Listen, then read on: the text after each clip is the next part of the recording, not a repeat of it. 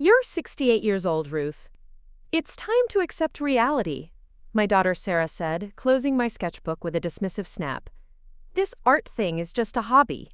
You can't build a life around watercolors and daydreams. I looked down at the painting I'd been working on.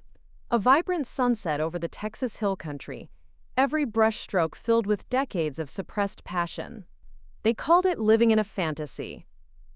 I called it finally waking up to who I was meant to be. My name is Ruth Brown, and this is the story of how I proved that dreams don't have expiration dates. Before we jump back in, tell us where you're tuning in from, and if this story touches you, make sure you're subscribed, because tomorrow, I've saved something extra special for you. I was 68 years old and living in Austin, Texas, in a modest ranch house on Maple Street that had been my home for 37 years. The walls were painted in safe, neutral beiges, colors my late husband Frank had chosen because they wouldn't show dirt. The furniture was practical, sturdy, the kind that lasted decades but never inspired conversation. Everything in that house had been selected for function, not beauty, and I had spent so many years surrounded by other people's choices that I'd almost forgotten I had any of my own. Frank had passed away 3 years earlier. Heart failure. Sudden but not unexpected. He'd lived on cigarettes and fried food for 69 years, convinced that genetics would protect him the way they had his father. I mourned him genuinely. We'd had 42 years together, and he'd been a good man in his way. Steady, reliable, practical. He worked as a shift supervisor at the power plant, brought home his paycheck without fail, never raised his voice or his hand. But Frank had also been a man who saw dreams as distractions, art as frivolity, and passion as something that belonged to other people, younger people, richer people, people who didn't have real responsibilities. During our marriage, I'd worked as a secretary at the local high school. 28 years of filing papers, answering phones, and organizing schedules for principals who changed every few years, but whose demands remained exactly the same. The work paid decent money and came with health insurance, which Frank valued above all else. Security, Ruth, he'd say whenever I mentioned wanting to try something different. That's what matters. Security and stability. I'd always drawn. Even as a child growing up in a small town outside of Houston, I'd filled notebooks with sketches of everything I saw. Horses in the pasture behind our house, my mother's hands as she kneaded bread, the way afternoon light fell through our kitchen window. My art teacher in high school, Mrs. Henderson, had pulled me aside senior year and told me I had real talent. She'd even helped me apply to art school in Dallas, and when the acceptance letter came, I'd felt something I'd never experienced before or since. Pure, electric possibility. But my parents had other ideas. Art doesn't pay the bills, my father had said, tossing the acceptance letter into the trash without ceremony. You need something practical. Teaching, maybe, or nursing. Something reliable. My mother had nodded along, adding that nice girls didn't chase after impossible dreams, they found good husbands and built stable homes. So I'd gone to community college instead, studying business administration because it seemed safe, and I'd met Frank during my second semester. He was 5 years older, already working, already planning a sensible life. When he proposed 8 months later, it felt like the logical next step. We got married in the same church where my parents had married, had the same reception in the same community hall, and moved into the same kind of house where I'd grown up. For 42 years, I'd kept my drawing supplies in a shoebox under the bed. Sometimes, late at night when Frank was snoring and the house was finally quiet, I'd pull out my pencils and sketch by lamplight. Nothing ambitious, just small things. The pattern of shadows on the bedroom wall, the curve of a coffee cup, Frank's profile as he slept. I'd tear out the pages and hide them in an old recipe box, telling myself that someday, when there was more time, when Frank retired, when life slowed down, I'd do something more serious with my art. But retirement came and went. Frank developed a routine of morning coffee, afternoon television, and evening complaints about everything from the weather to the government. He'd grown comfortable in his predictability, and I'd grown comfortable enabling it. I cooked his favorite meals, kept his favorite chair clear, made sure his medications were organized in their weekly dispensers. I told myself this was contentment, this steady rhythm of small tasks and smaller expectations. Meperkations byr fapato. The art supplies stayed in their box. My daughter Sarah lived 20 minutes away with her husband David and their twin boys, Michael and Matthew. Sarah had inherited Frank's practicality and her grandfather's skepticism about anything that couldn't be measured or budgeted. She worked as a nurse practitioner, David managed a local bank, and their lives ran with the precision of a Swiss watch. Soccer practice on Tuesdays and Thursdays, piano lessons on Saturdays, family dinner at our house every third Sunday. Pika. Sarah meant well, I knew that. After Frank died, she'd increased her visits, checking on me with the kind of systematic concern she'd learned in nursing school. She'd reorganize my medications, update my emergency contact lists, and suggest practical improvements to my daily routine. "You need structure, Mom," she'd say, as if structure was something I'd never encountered during 4 decades of marriage to her father. My son James lived in Dallas, 3 hours away, working in corporate finance. He called every 2 weeks, usually on Sunday evenings, conversations that followed the same pattern every time. How was my health? Was I eating enough? Did I need anything fixed around the house? He was dutiful in the way successful children often are, checking boxes rather than connecting. James sent flowers on my birthday and a gift card for Christmas, practical gestures that required no personal investment or creativity. Neither of my children had ever seen my sketches. When they'd helped clean out Frank's belongings after the funeral, they'd focused on clothes and tools and important papers, never thinking to look under the bed or inside recipe boxes. The art remained my secret, a private rebellion I'd carried for decades without ever having the courage to declare it. The morning everything changed started like any other. I woke at 6:30.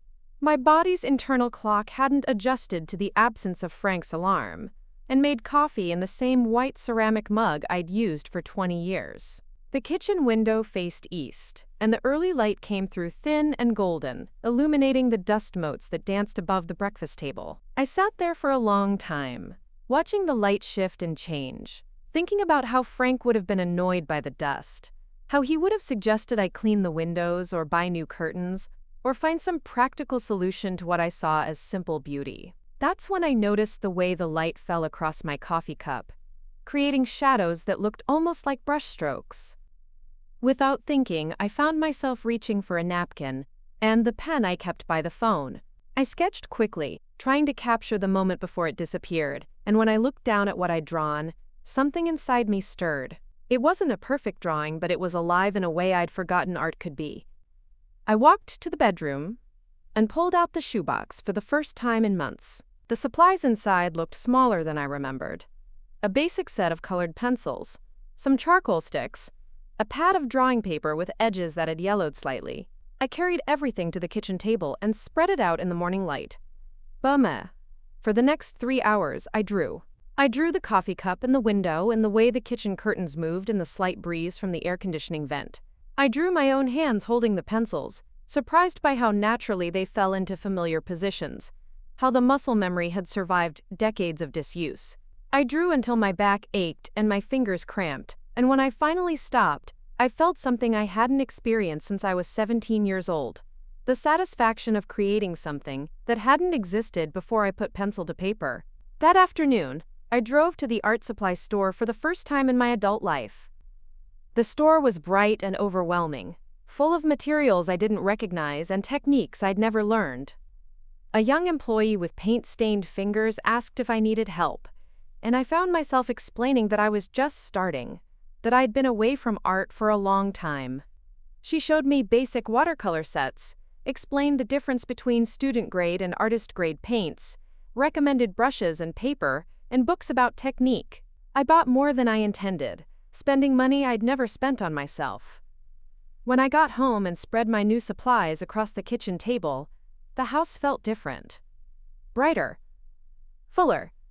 Like something that had been missing for 40 years had finally been returned to its proper place. I didn't tell Sarah or James about my purchases.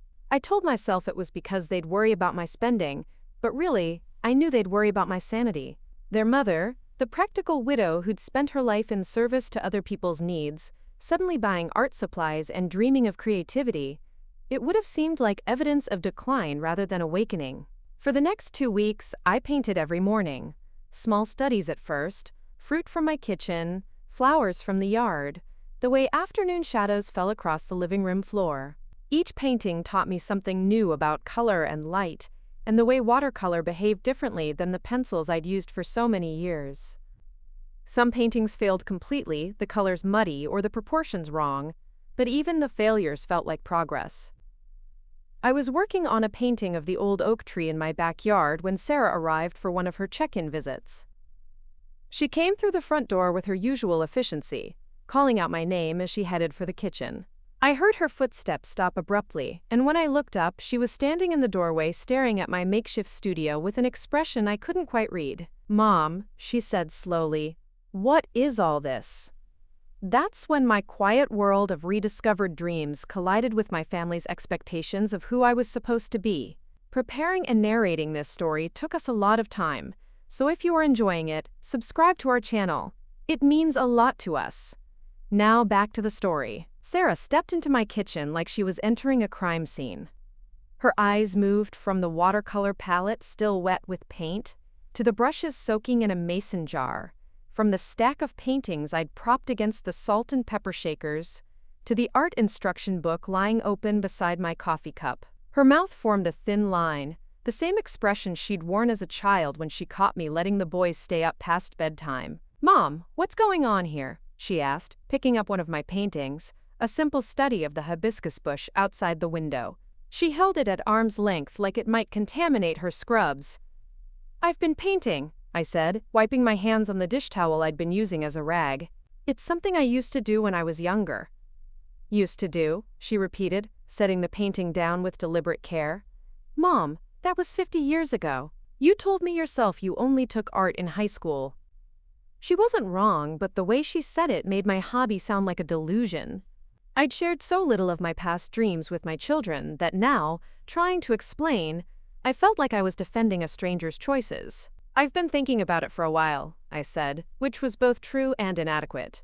"Since your father passed, I've had more time to explore things I'd set aside." Sarah pulled out a chair and sat down, her posture shifting into what I recognized as her professional mode. She used the same tone with her patients, I imagined. Calm, measured, slightly condescending in the way medical professionals learned to manage difficult cases.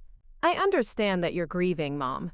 It's normal to want to fill the time Dad used to occupy, but spending money on expensive art supplies when you're on a fixed income." She gestured at the tubes of paint, the new brushes still in their packaging. "This isn't practical." The word hit me like a slap. Practical. The same word Frank had used to dismiss every impulse I'd ever had that didn't fit into his carefully constructed life. The same word my parents had used to redirect me away from art school and toward marriage and stability. "I can afford a few tubes of paint, Sarah." "It's not just the money," she said, and now her voice carried that edge of impatience she usually reserved for her sons when they tracked mud through the house. "It's the unrealistic expectations. You're not 20 anymore. You can't just decide to become an artist because you're lonely." I felt something cold settle in my chest. I never said I wanted to become an artist. I said I wanted to paint. What's the difference? The question hung in the air between us, and I realized I didn't have an answer that would satisfy her. To Sarah, activities needed purposes. Hobbies needed to justify their existence through productivity, or profit, or social connection. The idea of doing something simply because it brought joy was as foreign to her as speaking Mandarin. "Your grandmother Harrison called yesterday," Sarah continued, switching tactics. "She's worried about you. She said you've been missing your usual coffee dates." Helen Harrison lived 3 houses down and had appointed herself the neighborhood watch captain sometime in the 1980s. She knew everyone's business and shared it with the enthusiasm of a small-town newspaper editor. She'd been Frank's friend more than mine, united by their shared suspicion of anything that couldn't be explained in practical terms. "I've been busy," I said. "Busy with this?" Sarah waved her hand at my paintings. "Mom, she said you haven't been to bingo in 2 weeks. You love bingo." I didn't love bingo. I'd tolerated bingo because Frank enjoyed it, and because it filled Thursday evenings with something other than television. The numbers and cards and small prizes had been Frank's entertainment, not mine. but I'd never corrected Sarah's assumption that I shared his enthusiasm. I found other ways to spend my time. Sarah stood up and began pacing around the kitchen, her sneakers squeaking slightly on the linoleum. She picked up random items: a tube of cadmium yellow, a book about color theory, a painting of my coffee cup from that first morning, examining each one like evidence in a case she was building against me. "David thinks you might be having some kind of late-onset creative crisis," she said, not looking at me. "He's seen it before with some of his clients. People who reach a certain age and suddenly decide they want to do things they never had time for. It's usually a sign of depression or anxiety about mortality." David, the banker, who spent his days reducing human dreams to credit scores and loan applications, had diagnosed me through second-hand reports. I felt a flash of anger so sharp it surprised me. "David has never met an artist in his life," I said. "How would he know what one looks like?" "Mom," Sarah said, turning to face me with the kind of forced patience usually reserved for dementia patients. "You're not an artist. You're a retired secretary who's going through a difficult adjustment period. This isn't healthy escapism, it's denial." She pulled out her phone and scrolled through something, her thumb moving quickly across the screen. "I've been researching grief counselors. There's a support group at the community center specifically for widows. They meet Tuesday evenings. You could make some friends, people who understand what you're going through." "I'm not going through anything," I said. "I'm painting." "You're living in a fantasy," Sarah snapped, her professional composure finally cracking. "You think you can just decide to be creative at 68? You think talent works that way? You think you can make up for 50 years of not doing something by buying expensive paints and pretending you're Georgia O'Keeffe?" The reference surprised me. I hadn't known Sarah was familiar with any artists, let alone ones who'd found success later in life. But she'd used O'Keeffe's name like an insult, like the very idea of a woman creating something beautiful and lasting was inherently ridiculous. "I don't think I'm Georgia O'Keeffe," I said quietly. "I think I'm Ruth Brown, and I think I deserve to spend my Tuesday mornings however I choose." Sarah stared at me for a long moment, and I could see her trying to decide whether to escalate or retreat. She chose retreat, but barely. "Fine," she said, picking up her purse from the counter. "Paint your little pictures. But don't expect the rest of us to pretend this is some grand artistic awakening. It's a hobby, Mom. Expensive, impractical hobby that you'll probably get tired of in a few months." She paused at the kitchen doorway, her hand on the frame. "And please put this stuff away before the boys visit on Sunday. I don't want them getting ideas about pursuing unrealistic dreams. They need to focus on school and practical skills, not fantasies about being artists."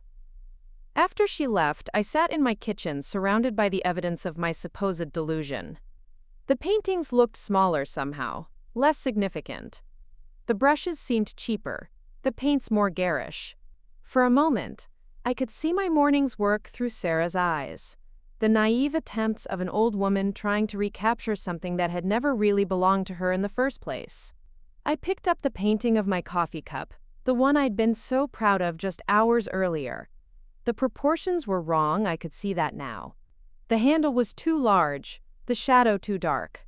An art teacher would have marked it with corrections, pointed out the fundamental mistakes that revealed my amateur status. But then I remembered the feeling I'd had while painting it, the quiet satisfaction of translating what I saw into something that hadn't existed before. The way the morning light had looked golden on the paper, even if the technique was imperfect. The hour I'd spent completely absorbed in color and form, thinking about nothing but the curve of ceramic and the weight of shadow. Sarah could call it fantasy, David could diagnose it as crisis, but they couldn't take away what I'd felt in those moments of creation. They couldn't erase the 40 years I'd spent dreaming of this exact kitchen, this exact light, this exact freedom to choose how I spent my own time.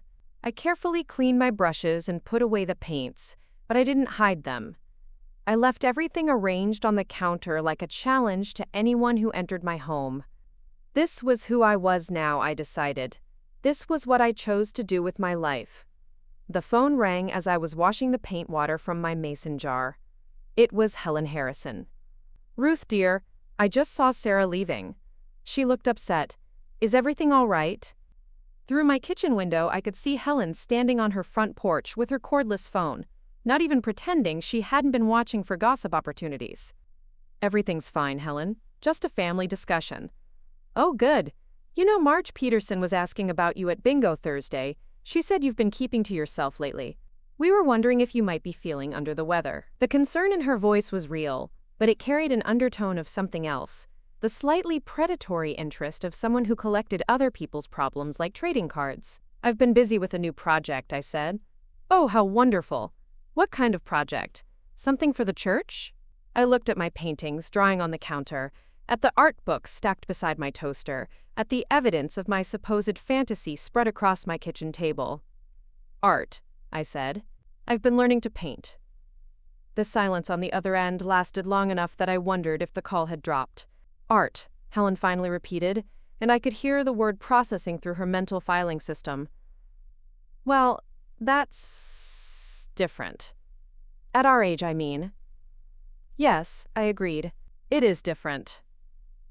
After I hung up, I knew that by tomorrow evening, every woman in the neighborhood bingo circle would know that Ruth Brown had started painting. They'd discuss it over coffee and during grocery store encounters, trying to decide whether it was charming or concerning, whether I was expanding my horizons or losing my mind. But for the first time in decades, I didn't care what they thought. Tafakumwarawat. I pulled out a fresh sheet of watercolor paper and began to paint. The changes started small, so small I almost missed them. 3 days after Sarah's kitchen confrontation, I found a brochure tucked between my mail and the morning newspaper. "Active Aging, Finding Purpose After Loss," read the cover, featuring smiling seniors playing cards and tending to a community garden. No return address, no note, just the glossy pamphlet placed where I couldn't miss it.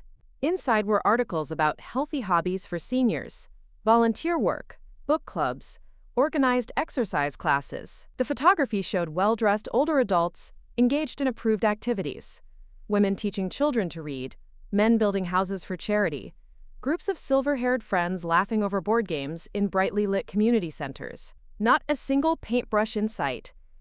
I dropped the brochure in the trash without reading it completely, but the message was clear. Someone, Sarah, most likely, was beginning what I recognized as a campaign. My daughter had learned subtlety from her father. Frank had never been the type to issue ultimatums or stage dramatic confrontations. Instead, he'd engineered situations where his preferred outcomes seemed like natural conclusions. When I'd mentioned wanting to take a ceramics class in the early years of our marriage, he'd suddenly developed concerns about the cost of clay and kiln time.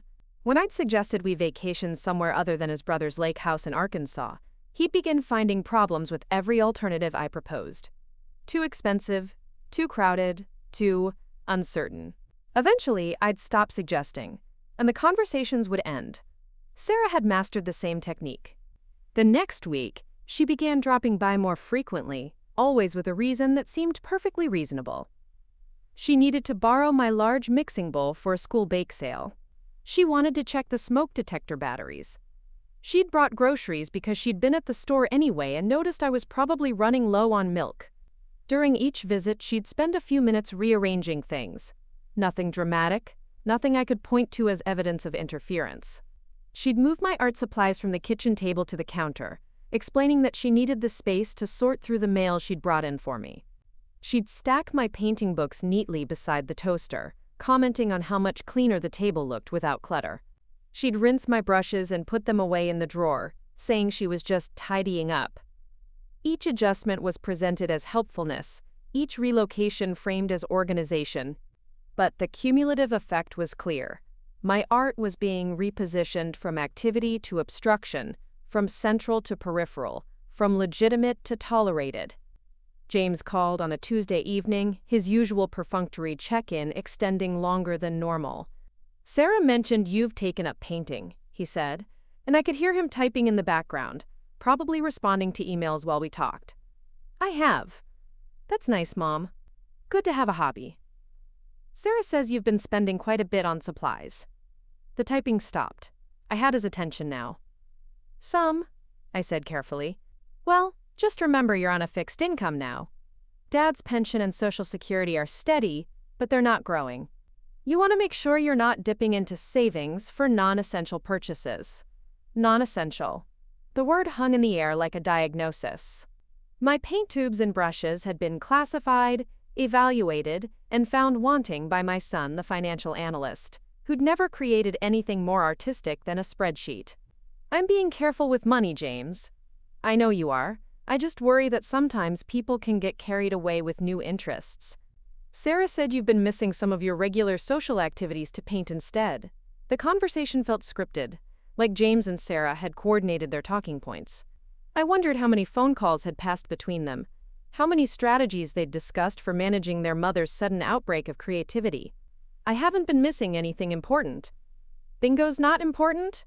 The question caught me off guard. I'd never told James the first enjoyed bingo, had never shared any enthusiasm for the weekly gatherings Frank had insisted we attend. Yet somehow my absence from those Thursday evening sessions had become evidence of declining social engagement. I've found other ways to spend my time. Right, the painting. Look, Mom, I'm not trying to criticize your interests. I just want to make sure you're not isolating yourself. Art can be a pretty solitary activity, and at your age, maintaining social connections is really important for mental health. At your age. The phrase had become a weapon, deployed whenever my children wanted to remind me that my time for new experiences was running out, that I should be focusing on maintenance rather than growth. After James hung up, I stood in my kitchen looking at my art supplies, now neatly contained in their drawer instead of spread across my table. The painting I'd been working on that morning, a study of the morning glories climbing my back fence, was propped against the microwave like an afterthought. I pulled everything back out and set up my workspace again, but the spontaneous joy I'd felt in those first weeks was beginning to feel defensive. Each brushstroke now carried the weight of justification. Each color choice had to prove itself against accusations of frivolity. Du tout, Helen Harrison increased her surveillance. I'd catch glimpses of her at her living room window when I carried my easel to the backyard, watching as I set up to paint the live oak tree that dominated my small garden. She'd find excuses to walk by when I was working outdoors, slowing her pace as she passed my fence, craning her neck to see what I was paying. One afternoon, she approached directly. "Ruth, dear, I hope you don't mind me asking, but are you planning to sell those paintings?" I looked up from my canvas, where I'd been trying to capture the way afternoon light filtered through the oak's leaves. Sell them? Well, I just assumed. I mean, you've been so dedicated to this painting business. I thought perhaps you were planning to set up at the farmer's market or something. Make a little extra income. The suggestion was offered with Helen's usual mixture of nosiness and false concern, but beneath it was an assumption that stung. The only acceptable reason for my artistic activity was profit. The idea that I might paint simply for the satisfaction of painting was apparently too radical to consider. "No," I said. "I paint because I enjoy it." Helen's smile became strained. "Oh, well, that's nice, though I do worry about you spending so much time alone out here. Marge Peterson was saying just yesterday that creative activities can become quite obsessive for people our age. She read an article about it in her health newsletter." I set down my brush and looked at Helen directly. "What exactly did this article say?" "Oh, you know how these health newsletters are, probably not worth repeating. Just something about how sometimes people use hobbies to avoid processing grief. The writer suggested that widows especially can become fixated on activities that allow them to avoid social interaction." The diagnosis had traveled from David the banker to Sarah to James, and now to the neighborhood gossip network, growing more authoritative with each retelling. I was no longer a woman learning to paint. I was a case study in unhealthy coping mechanisms. "I appreciate your concern, Helen, but I'm managing my grief just fine." "Oh, of course you are, dear. I didn't mean to suggest otherwise. It's just that we all care about you, and we want to make sure you're not, well, that you're staying connected to reality." Reality. The word that had become my family's favorite weapon. My painting wasn't reality. My enjoyment wasn't reality. My desire to create something beautiful was a deviation from the acceptable path of widowhood, which apparently involved bingo, grocery shopping, and gradual surrender to irrelevance. That evening, Sarah called. "Mom, I've been thinking about our conversation last week, and I want to apologize if I seemed unsupportive of your painting." The words were carefully chosen, delivered in the tone she used with difficult patience, who needed to be managed rather than cured. I think it's wonderful that you're exploring creative outlets. I really do. But I've been talking to some of my colleagues at the hospital, and they've helped me understand that sometimes new interests can become consuming, especially for people who are dealing with major life changes. Sarah, please, let me finish. I'm not asking you to stop painting. I'm just asking you to consider balance. Maybe you could join that widows support group I mentioned. Continue with your regular social activities, and fit the art in around those commitments.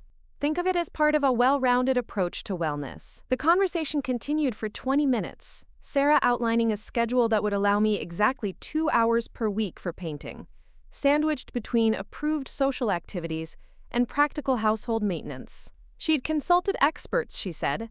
She'd done research. She'd developed a plan that would support my interests while ensuring I remained grounded in reality. I listened without arguing, making appropriate responses at appropriate intervals. But as she talked, I found myself looking at the painting I'd finished that afternoon, the oak tree in golden light, its branches reaching toward a sky I'd mixed from ultramarine and cadmium yellow. It wasn't perfect, but it was mine.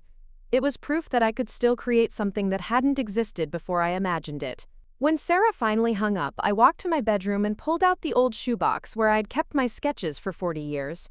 The drawings looked different now, not like shameful secrets, but like seeds that had finally found the right soil. I carried the box to the kitchen table and spread the sketches across the surface. Decades of suppressed creativity stared back at me. Frank's sleeping profile, my children's hands as babies, the view from every kitchen window I'd ever washed. All the moments I'd tried to preserve when no one was watching. Tomorrow, Sarah would probably call again. James would find new reasons to worry about my spending. Helen would discover fresh evidence of my supposed decline. They would continue their careful, concerned campaign to return me to the person they needed me to be. But tonight, I had my paintings and my brushes and 40 years of sketches that proved I'd always been an artist, even when I was too afraid to claim the title. I pulled out a fresh sheet of watercolor paper and began to paint my kitchen table covered in drawings. A self-portrait, in a way, of a woman finally meeting herself after decades of introduction. The intervention came disguised as a family dinner. Sarah called on Wednesday morning with an unusual invitation. "Mom, why don't you come over for Sunday dinner this week? David's grilling steaks, and the boys have been asking about their grandmother. We could make it a real family evening." I should have recognized the trap. Sarah's dinner invitations were typically scheduled weeks in advance, coordinated around soccer tournaments and piano recitals and David's golf schedule. Spontaneous family gatherings weren't part of their carefully managed routine, but I'd been feeling increasingly isolated since the subtle campaign began. My morning painting sessions had become tense affairs, interrupted by my own anxiety about who might call or visit. Every brushstroke felt watched, every color choice scrutinized by invisible critics. The joy I'd rediscovered was being slowly strangled by other people's concerns. So I accepted the invitation, even brought a bottle of wine and an apple pie I'd made from scratch, the kind of gesture the old Ruth would have made to ensure she was welcome. Sunday evening, I arrived at Sarah and David's pristine suburban home to find an unexpectedly full house. James had driven down from Dallas, ostensibly for a quarterly business review, but staying through Sunday for family time. Dr. Patricia Williamson, Sarah's colleague from the hospital, was also there with her husband Robert, a retired psychiatrist who'd apparently been invited to enjoy David's famous grilling technique. The setup was so carefully orchestrated, I almost admired its sophistication. Dinner conversation flowed smoothly through safe topics: the boys' school performance, James's latest promotion, David's golf handicap. Dr. Williamson shared amusing stories from the hospital. Robert discussed his volunteer work with veterans. I contributed where appropriate, playing the role of proud mother and grandmother while sensing undercurrents I couldn't quite identify. The trap was sprung during dessert. "Mom's been exploring some new hobbies lately," Sarah mentioned casually as she served coffee. "She's taken up painting." "How wonderful!" Dr. Williamson exclaimed with the practiced enthusiasm of someone who'd been briefed in advance. Art therapy can be so beneficial during major life transitions, Are you working with an instructor? I'm teaching myself, I said, accepting the coffee cup Sarah handed me. Just experimenting with watercolors. Self-directed learning at your age is quite admirable, Robert said, his tone carrying the subtle condescension of a professional who'd spent decades analyzing human behavior. Though I often recommend structured programs for people beginning creative pursuits later in life, the social aspect can be as valuable as the artistic development. James leaned forward slightly. That's actually something we've been discussing as a family. Mom's been spending quite a lot of time alone with her painting. We worry about social isolation. The conversation had shifted from casual to clinical so smoothly I barely noticed the transition. Suddenly, I was no longer a dinner guest. I was a patient being evaluated by committee. Social engagement is crucial for cognitive health in seniors, Dr. Williamson added. When people withdraw from established routines and relationships in favor of solitary activities, it can sometimes indicate underlying depression or anxiety. I'm not depressed, I said, hearing the defensive edge in my voice and hating it. Of course not, Robert said soothingly. But grief can manifest in unexpected ways. Sometimes we develop intense new interests as a way of avoiding the emotional work of processing loss. Sarah reached across the table and patted my hand. We're not trying to pathologize your painting, Mom. We just want to make sure you're taking care of your whole self, not just your creative impulses. David, who'd been silent through most of the dinner, finally spoke up. From a practical standpoint, Ruth, we're also concerned about the financial aspect. Art supplies can be expensive, and without Frank's income.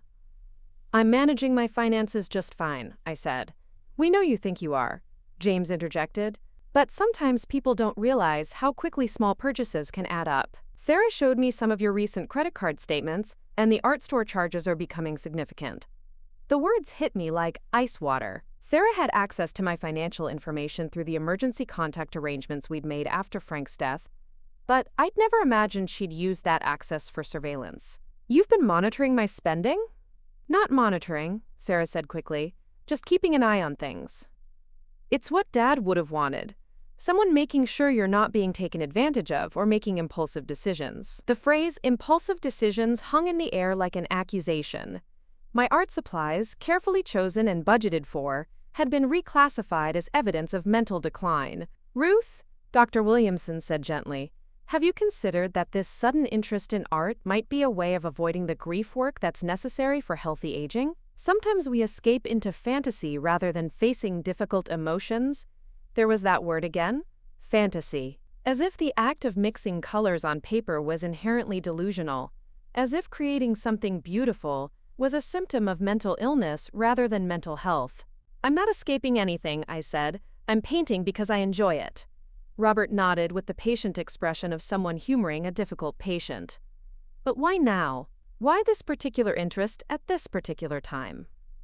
In my experience, sudden personality changes often reflect underlying psychological distress. It's not a personality change. It's something I've always wanted to do. But you never did it, James pointed out. In all the years I've known you, you never mentioned wanting to be an artist. You were always practical, focused on family and responsibilities. This creative phase seems quite out of character. Out of character. The phrase revealed how little my own son understood about who I'd been before I became his mother, who I'd been before I learned to suppress every impulse that didn't serve other people's needs. Sarah stood up and began clearing dessert plates, her movements efficient and purposeful. We've arranged for you to meet with Dr. Martinez next week. She's a grief counselor who specializes in helping seniors navigate major life transitions. I don't need a grief counselor. Maybe not, Robert said, his voice carrying the weight of professional authority. But it couldn't hurt to talk to someone objective about these new interests. Sometimes an outside perspective can help us understand our own motivations more clearly. The boys, Michael and Matthew, had been unusually quiet throughout dinner, picking at their food and exchanging glances I couldn't interpret. Now Matthew, the younger twin, spoke up. Grandma, are you sick? The question cut through the adult conversation like a knife. Sarah immediately began damage control.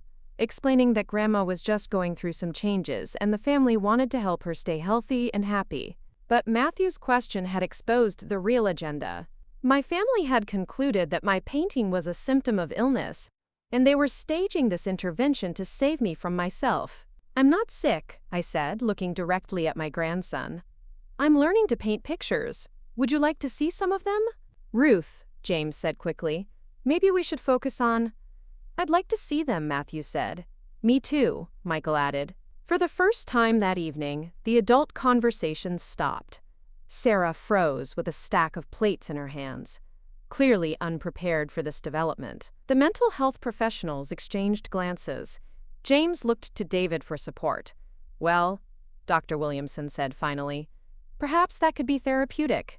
Art sharing can be a valuable part of processing." "They're just paintings," I said, standing up from the table. "Pictures I made because I wanted to make them. They don't need to be processed or analyzed or managed by committee."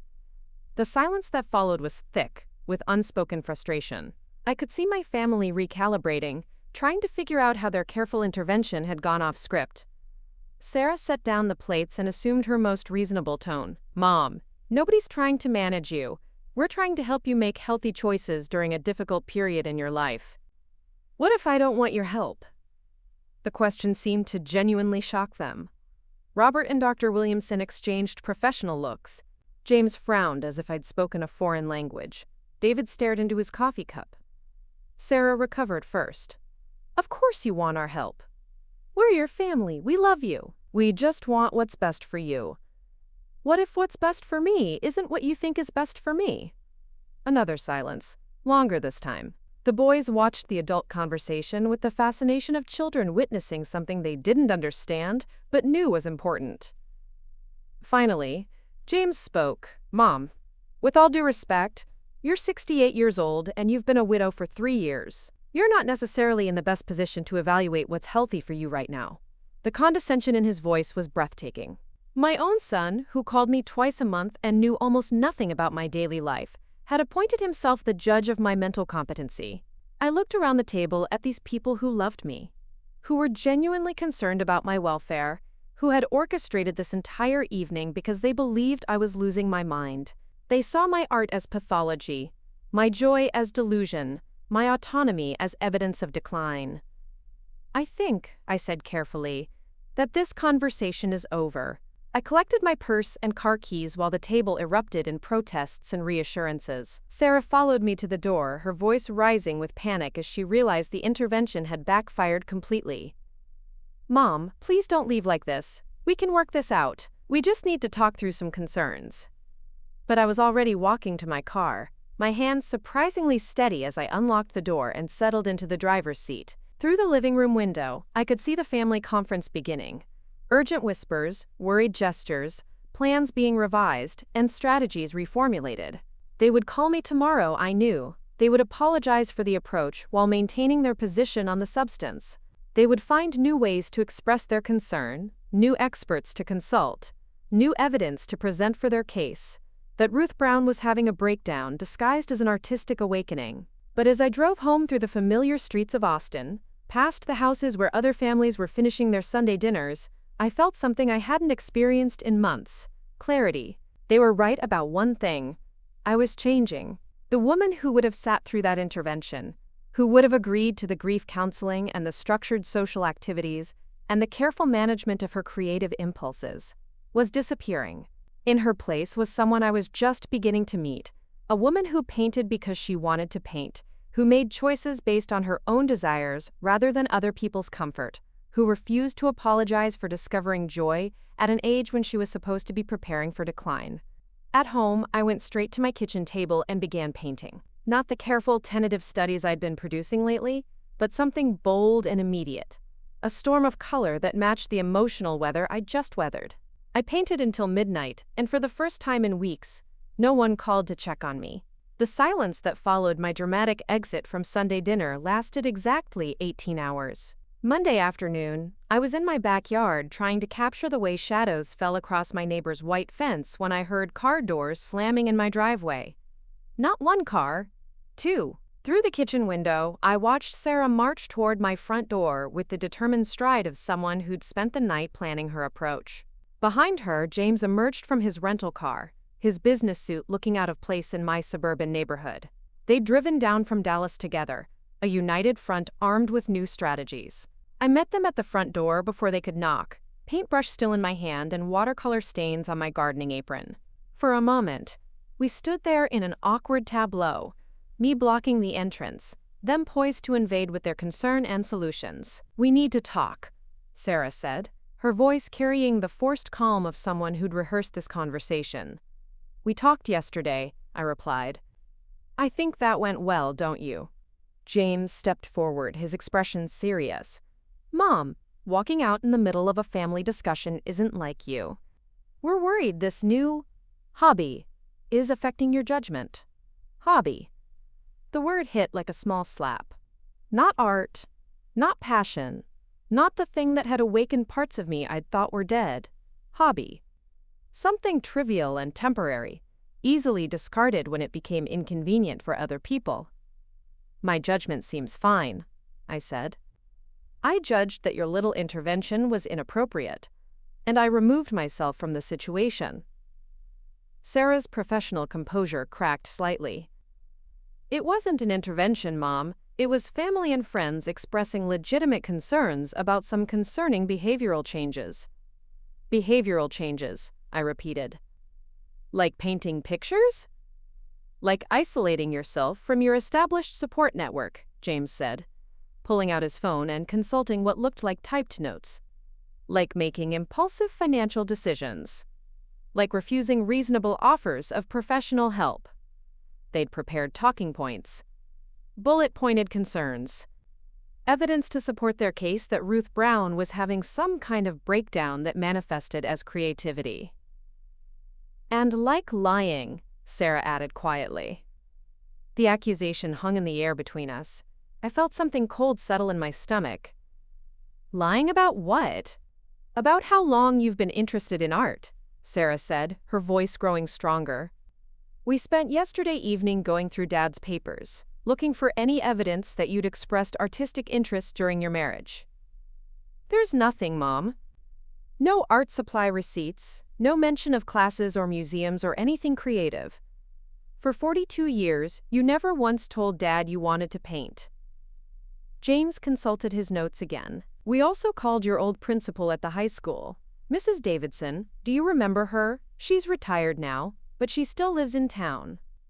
She remembered you as a dedicated, practical employee who never mentioned artistic interests. No doodling during meetings, no creative suggestions for school events, nothing that would indicate suppressed artistic impulses." They'd investigated me. Called former colleagues, searched through Frank's meticulously organized paperwork, built a case against my own memories and desires. The violation felt more intimate than financial surveillance. "We're not trying to hurt you," Sarah continued. "We're trying to understand what's really happening here. Because either you've been hiding a major part of your personality for your entire adult life, or something else is going on that's making you believe you're someone you're not." The logic was airtight, the evidence compelling. How could I explain that I'd hidden my artistic impulses so completely that even I had almost forgotten they existed? How could I prove that the woman they'd always known was the performance, and this new person was the truth? "Maybe I was hiding," I said finally. "From what?" James asked. "From a husband who loved you? From children who needed you? From a life that was good and stable and meaningful?" His questions cut deeper than he probably intended. Because the answer was yes. I had hidden from all of those things, at least the parts of myself that didn't fit into the roles they required. I'd hidden from Frank's disapproval, from my children's need for a practical mother, from a life that had no room for dreams that couldn't be quantified or budgeted.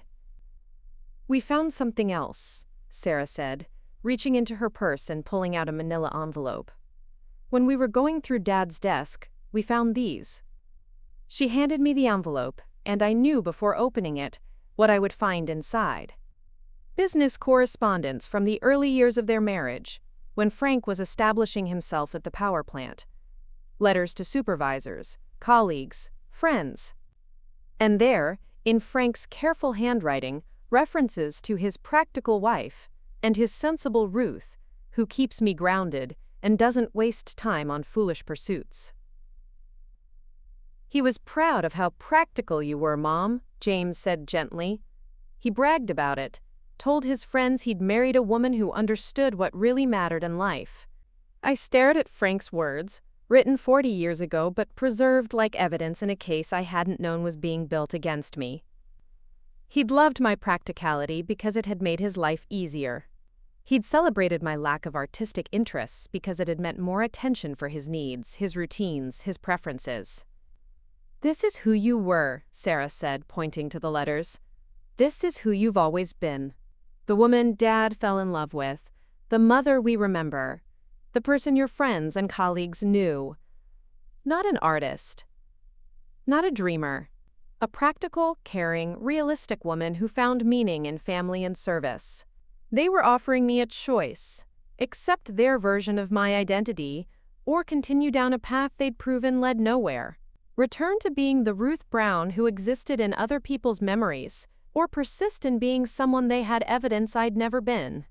For a moment, standing there in my doorway with paint still wet on my hands and Frank's letters documenting my supposed contentment with creative emptiness, I almost surrendered.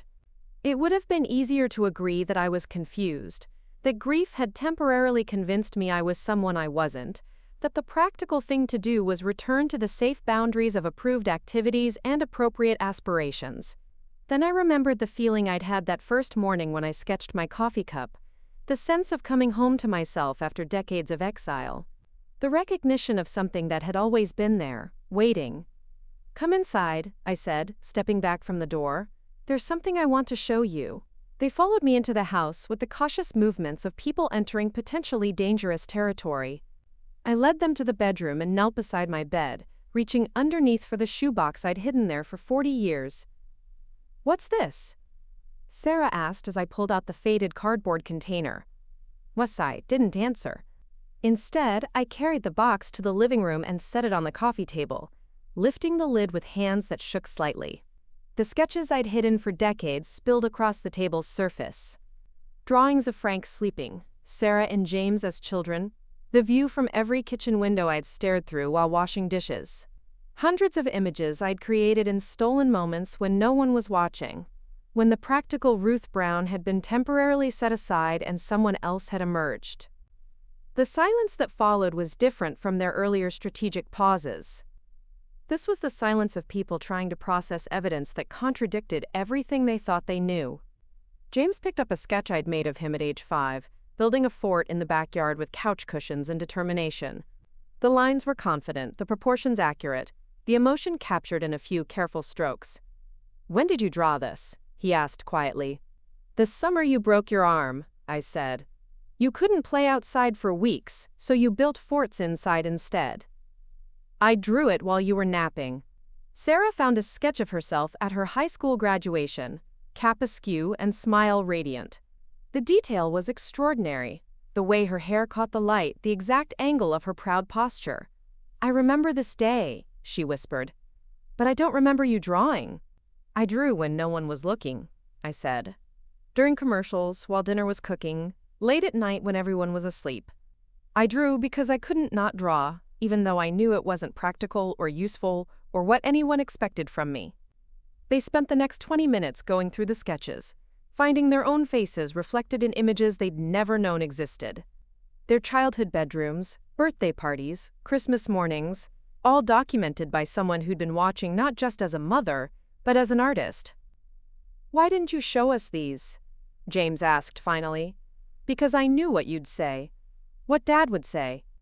That it was a waste of time, that I had more important responsibilities, that art was for people who didn't have real work to do." Sarah looked up from a sketch of Frank reading his newspaper, captured with the kind of loving attention that only came from years of quiet observation. "You could have told us," she said, but her voice had lost its earlier certainty. "Could I? When was the last time either of you encouraged me to do something impractical? When did you ever suggest I pursue something just because it brought me joy, rather than because it served a useful purpose. The questions hung in the air without answers. Because the truth was that they'd inherited Frank's values along with his genes, his belief that happiness was a luxury that responsible people couldn't afford. James set down the graduation sketch and looked at me with something that might have been recognition. So when Dad died, I finally had permission to be who I'd always been underneath. Not someone different. Not someone new. Just someone who'd been hiding for 40 years because the people she loved needed her to be practical, more than they needed her to be herself. The evidence was undeniable now. The sketches proved that I'd always been an artist, just one who'd been forced underground by circumstances and expectations. My sudden interest in painting wasn't a symptom of decline, it was a symptom of freedom.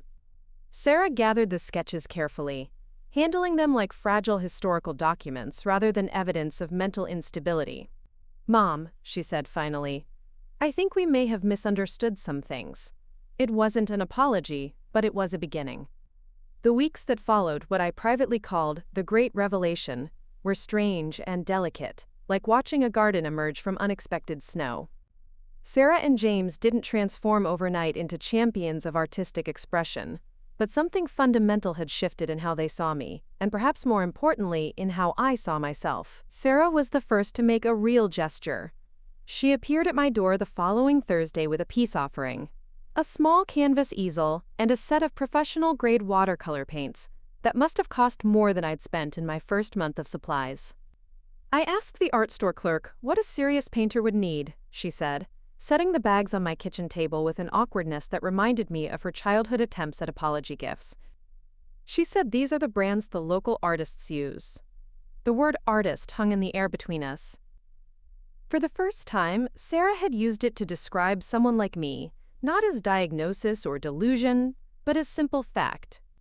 "Thank you," I said, running my fingers over the tubes of paint. Winsor & Newton. Names like poetry, burnt sienna, ultramarine blue, cadmium yellow light. Colors I'd coveted but convinced myself I couldn't justify.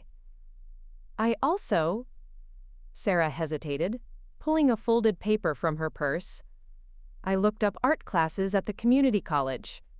Not because I think you need instruction," she added quickly, "but because I thought you might enjoy meeting other people who paint." The class schedule she handed me listed watercolor workshops, figure drawing sessions, and something called plein air painting for beginners. The descriptions spoke of techniques and terminology I didn't recognize, worlds of knowledge I'd never imagined were available just 20 minutes from my house. "I've been thinking about what you said," Sarah continued, settling into the chair across from me. "About hiding. And I realized that maybe we taught you to hide. Not intentionally, but by always celebrating the practical parts of you and ignoring everything else. It was the closest to an apology I was likely to get, and it was enough." James drove down the following weekend, ostensibly to help with some household repairs, but really to deliver his own form of reconciliation. He'd brought his laptop and spent Saturday afternoon photographing my sketches with the methodical precision he usually reserved for financial documents. "These should be preserved properly," he explained, adjusting the lighting for each shot, "and maybe digitized in case you ever want to share them or make prints." Prints? The idea hadn't occurred to me. "Mom, some of these are really good. I mean, I don't know much about art, but this one of me building the fort." He paused, studying the sketch on his laptop screen. It captures something I'd forgotten about being that age, the way everything felt possible. He'd seen himself through my eyes, not just as my son, but as a subject worthy of artistic attention. The shift in perspective seemed to surprise him as much as it pleased me. By the third week, I'd enrolled in the Wednesday morning watercolor class at Austin Community College. The instructor, a woman named Elena Vasquez with paint-stained fingers and an easy laugh, looked at my sample painting without the clinical assessment I'd learned to expect from other people's evaluation of my work. "You have a good eye for light," she said simply. "Have you been painting long?" "About a month," I said, seriously anyway. "Well, You're a natural. Some people study technique for years and never develop this kind of intuitive color sense. The class was small. 8 students ranging from a retired engineer named Bob to a young mother named Ashley who painted during her toddler's nap time. None of them seemed to find it remarkable that a 68-year-old woman was learning watercolor. In the art room, age was irrelevant. Only the work mattered. Elena taught us about wet-on-wet techniques and color temperature, about negative space and the importance of knowing when to stop. But more than technique, she taught us permission to experiment, to fail, to try again without justifying our choices to anyone. Art isn't about creating masterpieces, she said during our 3rd session, watching Bob struggle with a landscape that refused to cooperate. It's about paying attention, really looking at the world and trying to translate what you see into something others can share. I thought about Frank, who'd spent 40 years looking at the same things I did, but seeing only problems to be solved or maintenance to be performed. He'd never noticed the way morning light turned our kitchen golden, never observed how shadows created their own geography across our bedroom walls. His blindness to beauty hadn't been cruelty. It had simply been limitation. After class, Ashley and I often had coffee at the campus cafe. She was 33, working part-time as a graphic designer while raising her daughter Emma. Her situation was everything mine hadn't been. A supportive husband who encouraged her creativity, flexible work that paid for art supplies, a life that had always included room for beauty. I can't imagine hiding art for 40 years, she said one Wednesday after I'd shared some of my story. It would be like holding your breath that whole time. She was right, I realized. I had been holding my breath, waiting for permission to exhale fully. Frank's death had been tragic, but it had also been release. Not just from his needs and expectations, but from the version of myself I'd constructed to meet them. The real transformation came not from my family's acceptance, but from something that happened during my 4th week of classes. Elena had assigned us to paint something that made us happy, and I'd chosen the live oak in my backyard, the tree I'd attempted several times but never quite captured to my satisfaction. This time, something clicked. The colors flowed exactly as I intended, the light fell where I wanted it to fall, and the shadows created depth instead of confusion. When I stepped back from the easel, I saw not just a tree but a feeling, the sense of protection and endurance that old oak had given me through 37 years of looking at it through my kitchen window. "Ruth," Elena said, appearing beside me as I cleaned my brushes. "This is exceptional work." "Thank you," I said. But the praise felt secondary to something else, the bone-deep satisfaction of having translated vision into reality. "Would you consider entering it in the campus art show next month? We're looking for work by community students, and this would be perfect." The suggestion terrified and thrilled me in equal measure. Display my work publicly? Allow strangers to judge what I'd created? The old Ruth would have declined immediately, made excuses about amateur status and appropriate humility. "Yes," I heard myself say, "I'd like that." The campus art show opened on a Thursday evening in April. Sarah and James both came, along with the Grandboys and David and even Helen Harrison, who'd appointed herself my unofficial publicity manager after I'd mentioned the exhibition to her during one of her surveillance walks. My painting hung in the student gallery among work by people decades younger, but it didn't look out of place. The oak tree held its own against abstract experiments and photorealistic portraits, its quiet dignity speaking to something universal about permanence and growth. "That's our grandmother's painting," I heard Michael tell another visitor, his voice carrying unmistakable pride. James stood in front of the piece for a long time, studying it with the intensity he usually reserved for quarterly reports. "It looks like home," he said finally. "Not just the tree, but the feeling of being home." Sarah was less analytical but more emotional. "Mom, when I look at this, I see you. Not the you we thought we knew, but the you who was always there." Elena approached our little family group as the evening wound down. "Ruth, I wanted to let you know that your piece has attracted quite a bit of attention tonight. Several people have asked about purchasing prints, and the gallery coordinator is interested in featuring you in our Summer Community Artist Spotlight." Community artist. The title felt like a name I'd been waiting my whole life to claim. As we walked to our cars after the reception, Sarah linked her arm through mine, a gesture of affection we hadn't shared since she was a child. "I owe you an apology," she said quietly, "a real one. We didn't just misunderstand your art, we misunderstood you. We tried to make you smaller than you are because it felt safer that way." "You were protecting the mother you knew," I said, "the one who put everyone else's needs first. But that wasn't protection, that was limitation. And we kept limiting you even after Dad was gone because we were afraid of losing the version of you we thought we needed." We'd reached my car, but neither of us moved to separate. "The thing is," Sarah continued, "this version of you, the one who paints and takes classes and hangs art in galleries, she's happier, more alive. Even I can see that." She was right. The woman who'd walked out of that Sunday dinner intervention barely resembled the one standing in the gallery parking lot. Not because I'd become someone different, but because I'd finally become someone whole. 6 months later, I had my first solo show at a small gallery in downtown Austin. 12 watercolors, including the oak tree that had started everything. The opening reception was crowded with strangers who'd come to see my work, along with my Wednesday morning classmates, my family, and neighbors who'd watched my transformation from distant suspicion to tentative support.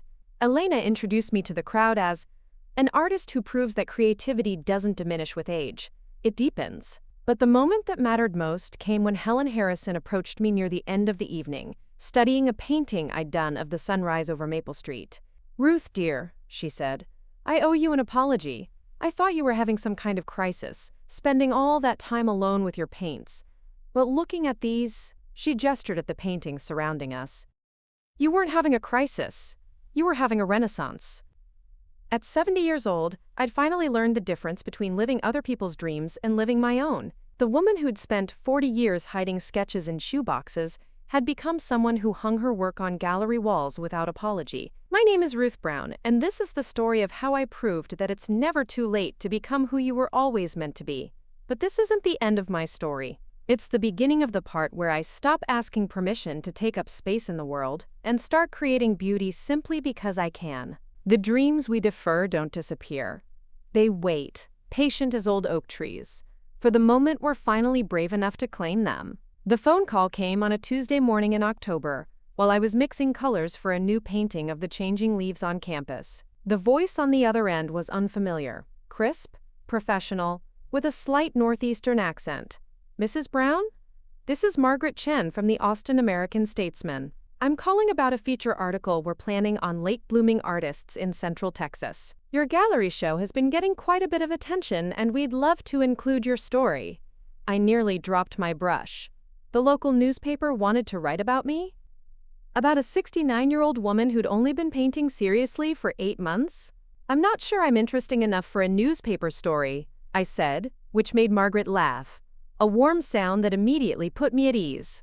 "Mrs. Brown, in the past 6 months, you've gone from complete unknown to having a waiting list for your paintings. The Meridian Gallery tells me your October show sold out opening night. That's not just interesting. That's remarkable." She was right about the sales, though the reality still felt surreal. The 12 paintings I displayed in September had found homes with strangers who'd connected with my work enough to hang it in their living rooms and bedrooms. People were putting my vision of Austin's light and shadows on their walls, making my art part of their daily lives. "Would you be available for an interview this Friday? We'd like to photograph you in your studio as well." My studio. The word still felt foreign, though I'd finally converted Frank's old workshop in the garage into a proper painting space. Sarah had helped me install better lighting and ventilation, and James had driven down with a used easel he'd found at an estate sale in Dallas. The transformation from storage space to creative sanctuary had taken 3 months and felt like changing the very DNA of our family home. Friday arrived with the kind of crisp autumn weather that made Austin feel like a postcard. Margaret Chen turned out to be younger than her voice suggested, maybe 40, with an easy manner and genuine curiosity about art. Her photographer, David Kim, set up his equipment in the studio, while Margaret and I talked over coffee in the kitchen. "What I find fascinating about your story," Margaret said, consulting her notes, "is how it challenges our assumptions about when creativity begins and ends. Most people think of artistic careers as starting in youth and peaking in middle age.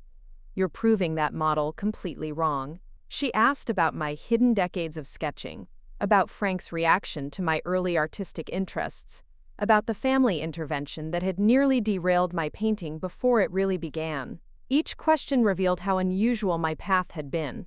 Not just the late start, but the complete transformation from suppressed to celebrated creativity. "Have you inspired other people to pursue deferred dreams?" she asked. I thought about Ashley from my watercolor class, who'd started her own freelance design business after watching me navigate family resistance to creative pursuits. About Bob, the retired engineer, who'd begun entering his landscapes in juried shows. About the letters I'd received after my gallery show from strangers who'd seen something in my work that gave them permission to pick up their own abandoned paintbrushes. I think I said carefully that maybe seeing someone my age start something new makes other people realize it's possible. We live in a culture that treats 65 as some kind of deadline for new experiences. But 65 isn't the end of anything, it's just another Tuesday. Margaret laughed and wrote down my words verbatim. The photographer spent an hour capturing me at work, painting a new piece inspired by the Barton Springs area. I'd become more comfortable being photographed since the gallery show, less self-conscious about being seen as an artist, rather than just a widow who painted as a hobby. "Can you tell me about this particular painting?" David asked, adjusting his lens to capture the interplay between my hands and the canvas. "It's about water and memory," I said, adding a wash of cerulean blue to represent the creek. I used to take my children swimming at Barton Springs when they were small. Sarah was terrified of the cold water, but James would dive right in. I'm trying to capture that moment when anticipation turns into action, the split second before the plunge. As I spoke, I realized I was thinking about my own plunge into art, the moment I'd stopped standing at the edge of creativity and finally dove in. Every painting had become a kind of autobiography, whether I intended it or not. The article ran the following Sunday with a full-color photo of me at my easel, and the headline, "Never Too Late, Austin Grandmother Proves Dreams Don't Expire." Margaret had woven my story into a larger piece about Central Texas artists who'd found success after traditional retirement age. But I was the featured example, my oak tree painting reproduced in vivid detail beside the text. The response was immediate and overwhelming. By Monday afternoon, I'd received 17 phone calls from strangers who'd read the article. Some wanted to buy paintings. Others wanted to share their own stories of deferred dreams. A woman named Patricia Rodriguez called to tell me she'd been writing poetry in secret for 30 years and had finally submitted her work to a literary magazine after reading about my hidden sketches. "You made me realize," she said, "that keeping our creativity secret doesn't protect it, it imprisons it." The Meridian Gallery called Tuesday morning. "Ruth, we're fielding inquiries about your work from as far away as Houston and San Antonio. Would you consider a larger show? Maybe 20 pieces?" 20 pieces. 8 months ago, I'd owned exactly 0 finished paintings. Now I was being asked to produce enough work for a major exhibition. The scale felt impossible and exhilarating in equal measure. Elena at the community college was equally excited. "Ruth, this is exactly what we hoped would happen when we started the Community Artist Program. You're proof that our classes can launch real careers." Career. Another word that felt strange applied to my situation. I'd had a career, 42 years of steady employment and practical responsibilities. This felt different. Less like work and more like breathing, something I did because I couldn't imagine not doing it. The unexpected attention brought challenges along with opportunities. Suddenly, everyone had opinions about my art, my story, my future plans. Well-meaning strangers offered advice about marketing and pricing and artistic development. Gallery owners from other cities called with propositions. A documentary filmmaker from California wanted to include me in a project about reinvention in the golden years. The pressure to capitalize on my moment in the spotlight was intense, but Sarah surprised me with wisdom I hadn't expected from my practical daughter. "Mom, remember why you started painting?" she said during one of our Thursday coffee visits. "Not for fame or money or other people's approval. You started because it made you happy. Don't let success steal that joy." She was right. The pure pleasure I'd felt mixing colors in my kitchen that first morning was getting complicated by external expectations. I needed to find my way back to the simple satisfaction of translating vision into reality. Wattons, I made a decision that surprised everyone, including myself. I turned down the documentary, the out-of-town gallery opportunities, and most of the interviews. Instead, I focused on painting, not for shows or sales or publicity, but for the same reason I'd hidden sketches in shoeboxes for 40 years, because I couldn't not create. The 20-piece show opened in January to a packed gallery and local news coverage. This time, my entire extended family attended, including cousins I hadn't seen in years, and Frank's sister Martha, who flew in from Phoenix specifically for the opening. Frank would be so proud, Martha told me, standing in front of a painting I'd done of his favorite fishing spot at Lake Travis. He always said you saw things differently than the rest of us. I guess he was more right than he knew. The comment surprised me. Frank had noticed my different way of seeing the world? Had he understood something about my creativity that I'd thought was completely hidden? James overheard the conversation and joined us. Dad used to tell people that Mom could find beauty in anything, he said. He'd brag about how you could make even mundane things look special. The way you arranged flowers, how you set the table for holidays. I think he knew you were artistic, even if he didn't understand what to do with that knowledge. The revelation reframed 40 years of marriage. Maybe Frank hadn't been oblivious to my creative nature. Maybe he'd simply lacked the vocabulary or confidence to encourage something he didn't understand. His practical approach to life had been genuine preference, not deliberate suppression of my dreams. The thought was both comforting and melancholy. How different might our lives have been if we'd found a way to honor both his need for security and my need for creative expression. But dwelling on alternate histories was pointless. The life I'd lived had brought me to this moment, standing in a gallery surrounded by my own work and the people who loved me. A young woman approached me near the end of the evening, holding a small notebook and looking nervous. "Mrs. Brown? I'm sorry to bother you, but I read about you in the newspaper. I'm 26, and I've been wanting to try painting for years. But everyone keeps telling me I'm too old to start, that real artists begin as children." I looked at her, barely older than my grandsons would be in a few years, and felt a mixture of anger and sadness at whatever voices had convinced her that 26 was too late for anything. "Honey," I said, "if I can start at 68, you can certainly start at 26. The only requirement for being an artist is making art. Everything else is just noise." She smiled and opened her notebook, showing me sketches she'd been making in secret. Birds, flowers, the coffee shop where she worked. The drawings showed natural talent and careful observation, the same qualities Elena had recognized in my early work. "These are beautiful," I told her. "You should take a class. Austin Community College has excellent instructors." "Maybe I will," she said, closing the notebook with new confidence. As I watched her walk away, I realized that my story had become bigger than just one woman's artistic awakening. It had become permission for others to pursue their own deferred dreams, proof that creativity doesn't operate on society's timeline. The ripple effect of finally claiming my identity as an artist was spreading outward in ways I'd never anticipated, touching lives I'd never meet, and inspiring courage in people who needed to see that it's never too late to become who you were meant to be. At 70 years old, I'd accidentally become not just an artist but an example, and that responsibility felt as meaningful as any painting I'd ever created.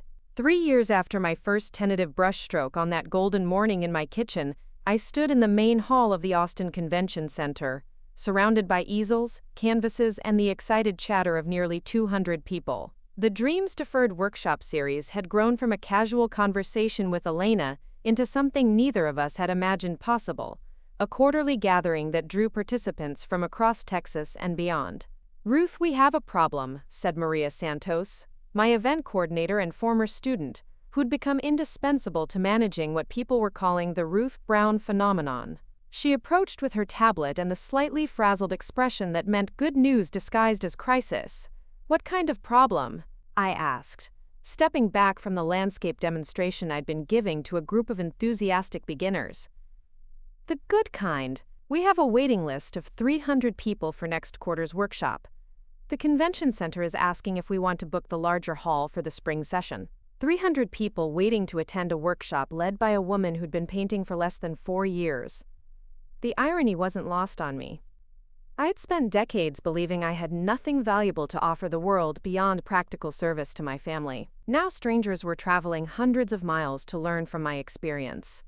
And there's something else, Maria continued, lowering her voice. Ted Austin called. They want you to give a talk for their upcoming conference. The theme is Courage at Every Age. A TED Talk, the same platform where tech innovators and world leaders shared their insights. The idea terrified and thrilled me in equal measure. Think about it, Maria said, reading my expression. But Ruth, your message is exactly what people need to hear. You're living proof that the stories we tell ourselves about aging and possibility are just that, stories. I looked around the convention center at the evidence of what had grown from my simple decision to stop hiding. Patricia Rodriguez, the secret poet who'd called me after the newspaper article, was leading a creative writing workshop in the next room. Bob from my original watercolor class had organized a landscape painting group that met monthly at different Texas state parks. Ashley had launched an online platform connecting late-blooming artists with mentors and exhibition opportunities. What had started as one woman's artistic awakening had become a movement of people refusing to accept that their creative lives were over. Mrs. Brown, a tentative voice interrupted my thoughts. I turned to see a woman about my age, her silver hair pulled back in a practical bun, her clothes conservative but brightened by a colorful scarf that suggested hidden artistic leanings. Yes, dear. I'm Louise Fletcher. I drove down from Dallas for this workshop. She paused, clutching a worn leather portfolio against her chest. I've been following your story since that first newspaper article. I'm 73, and I've been writing songs since I was 12 years old. Never recorded any, never performed them publicly. My late husband thought it was silly, and after he passed 2 years ago, I figured it was too late to start sharing them now. She opened her portfolio and pulled out pages of handwritten sheet music, lyrics penned in careful script beside simple chord progressions. But watching what you've done, seeing how you turned your hidden art into something real. I called a local studio last week. I'm recording my first album next month.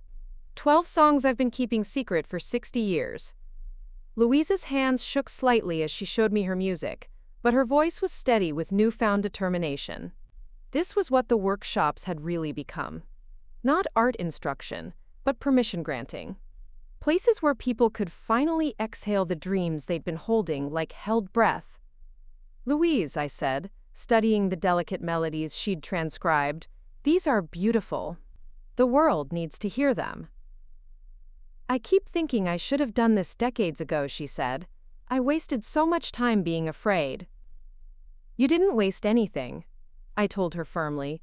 You lived the life you needed to live to become the person who could create these songs. Every experience, every year of secret songwriting, every moment of waiting, it all led to this. To you being brave enough to record them now. It was something I'd learned to believe about my own journey. The 40 years of hidden sketches hadn't been lost time, they'd been preparation. Every dinner table drawing, every secret portrait, every suppressed creative impulse had been building toward the moment I finally claimed my identity as an artist. The afternoon session focused on overcoming family resistance to creative pursuits, a topic I knew intimately. A man named Robert shared how his adult children had reacted when he'd announced his intention to pursue photography at age 67. Their response had been familiar: concerns about expenses, questions about practical value, suggestions that he volunteer instead of pursuing hobbies. How did you handle it? He asked me during the Q&A session. I stopped asking for permission, I said, which earned knowing laughter from the audience. Not in a rebellious way, but in a self-respecting way. I realized that I'd spent my entire adult life seeking approval for my choices from people who loved me but didn't understand what I needed to be happy. A woman in the front row raised her hand. But what if pursuing art means disappointing people who depend on you being predictable? The question struck at the heart of the guilt many of us carried, the sense that claiming space for creativity was somehow selfish, that changing our identity inconvenienced the people who'd grown comfortable with our self-denial. Here's what I've learned, I said, thinking of Sarah and James, who'd initially seen my painting as evidence of decline and now proudly showed my work to their friends. The people who truly love you want you to be happy. They might not understand your path at first, but if you stay true to yourself with patience and grace, they usually come around. And if they don't, well, that tells you something important about the relationship. After the workshop ended, I found myself alone in the convention center, packing up my supplies while maintenance crews cleaned around me. The space felt different when empty, larger and more echoing, but also more intimate somehow. I could almost see the ghost images of all the people who'd stood at easels throughout the day, confronting blank canvases with the same mixture of terror and excitement I'd felt that first morning in my kitchen. My phone buzzed with a text from Sarah. "Saw the live stream of your talk today. Dad would be amazed by what you've built. We all are. Love you, Mom." Frank would indeed be amazed, I thought. Not just by the workshops and the recognition, but by the woman I'd become. Confident in ways he'd never seen, comfortable taking up space in the world, unafraid to be seen as someone who created beauty simply because she could. The drive home took me past familiar landmarks that had become subjects for my paintings over the past 3 years. The oak tree in my backyard, now immortalized in dozens of canvases. The morning glory fence that had taught me about the relationship between light and color. The kitchen window that had framed my artistic rebirth. At home, I made my evening tea and sat at the same table where I'd first sketched my coffee cup, surrounded now by finished paintings waiting to be framed and new canvases primed for tomorrow's work. The shoebox of hidden sketches sat on a shelf in my studio, no longer a secret shame but a treasured record of persistence and hope. I pulled out my phone and opened the voice memo app, something Maria had taught me for capturing ideas when they struck unexpectedly. "Notes for TED Talk," I began, then paused, searching for the words that would capture everything I'd learned about courage and creativity and the lies we tell ourselves about expiration dates. "We live in a culture obsessed with early achievement," I said finally. "We celebrate the young entrepreneur, the teenage prodigy, the college athlete who goes professional. But what about the stories of people who find their calling at 60, 70, 80? What about the dreams that need decades of life experience to fully ripen?" I thought about Louise and her 60 years of secret songs, about Patricia's hidden poetry, about all the workshop participants who'd been carrying unrealized potential like an ache they'd learned to ignore. I spent 40 years believing that art was for other people, younger people, more talented people, people whose lives had room for impractical beauty. I was wrong about all of it. Art isn't for other people. It's for anyone brave enough to translate their inner vision into outer reality, regardless of when that courage finally arrives. The memo would need work, refinement, the kind of careful crafting that turned raw truth into shareable wisdom. But the core message was clear. It's never too late to become who you were always meant to be. My name is Ruth Brown. 3 years ago, I was a practical widow who'd spent her life in service to other people's needs and expectations. Today, I'm an artist, a teacher, a woman who's learned that dreams don't have expiration dates. They just need the right moment to finally breathe. This is the story I'll tell from that TED stage, and in every workshop that follows. And to anyone who needs to hear that 68, 73, or any age is exactly the right time to stop asking permission and start living the life that's been waiting patiently for your courage to catch up to your dreams. The best time to plant a tree was 20 years ago. The second best time is now. The same is true for every dream we've been too afraid to pursue. Koitetao. Up next, you've got 2 more standout stories right on your screen. If this one hits the mark, you won't want to pass these up. Just click and check them out. And don't forget to like, subscribe, and turn on the notification bell so you don't miss any upload from us.